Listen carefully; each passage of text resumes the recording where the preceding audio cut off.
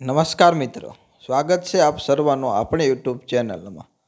આજે આપણે તારીખ 3/2/2024ના ન્યૂઝપેપરમાં આવેલ જાહેરાત અનુસંધાને આશ્રમ શાળામાં ભરતીની જે માહિતી આપેલ હતી, જે ટાટ 2 એટલે કે ધોરણ 11 અને 12ના વિષયને લગતી બે અલગ અલગ વિષયની જાહેરાત આપેલ છે।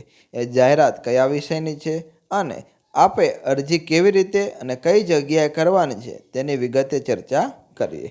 જો વિડીયો પસંદ આવે તો આપણી યુટ્યુબ ચેનલને લાઇક કરો, વધુને વધુ મિત્રો સુધી શેર કરો અને નવા મિત્રો ખાસ ચેનલને સબસ્ક્રાઈબ કરો, જેથી આપને એજ્યુકેશનને લગતી કોઈ પણ માહિતી હોય, ધોરણ 11-12ને લગતી કોઈ માહિતી હોય, ગુજરાતી ગ્રામરને લગતી કોઈ પણ માહિતી હોય તો તેની અપડેટ તુરંત મળે।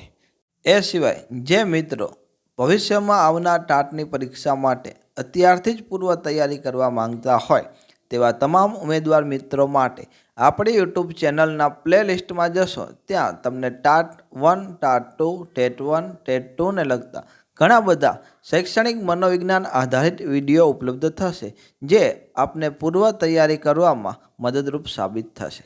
ચાલો જોઈએ આજનો ટોપિક કે ભરતી કયા વિષયમાં અને કઈ જગ્યાએ રહેલ છે। આ ભરતી જયશ્રી બાબા ચેરિટેબલ ટ્રસ્ટ, મૂળ ઝાપડિયા, પોસ્ટ સેવનિયા, તાલુકો દેવગઢ બારિયા, જિલ્લો દાહોદ સંચાલિત ઉત્તર બુનિયાદી આશ્રમ શાળા ફાંગિયા, તાલુકો દેવગઢ બારિયા, જિલ્લો દાહોદને ઉચ્ચતર માધ્યમિક વિભાગમાં શિક્ષણ સહાયકોની જગ્યા ભરવા માટે જાહેરાત આપેલ છે।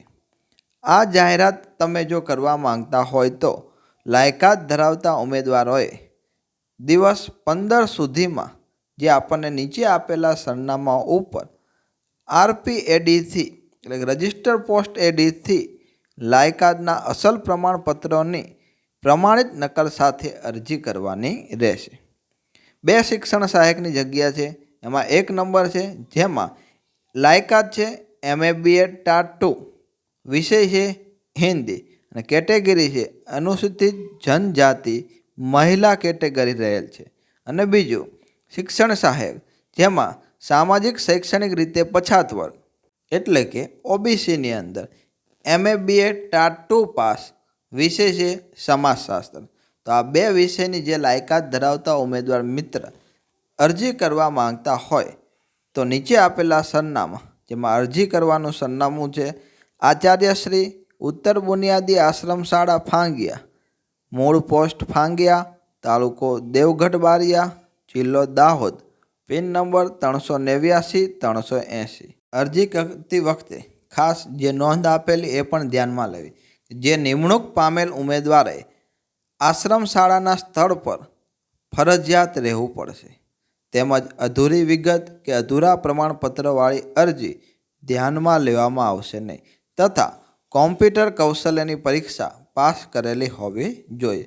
જો તમારી પાસે આ બધા જ ડોક્યુમેન્ટ ઉપલબ્ધ હોય અને તમને જો લાયકાતનો વિષય અને કેટેગરી તમામ બાબતો લાગુ પડતો હોય તો આપ 15 દિવસની અંદર અહીં આપેલ સરનામા ઉપર અરજી કરી શકો છો।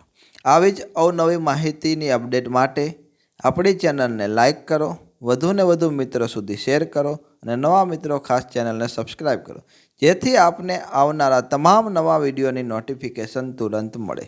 Thank you for watching my YouTube channel.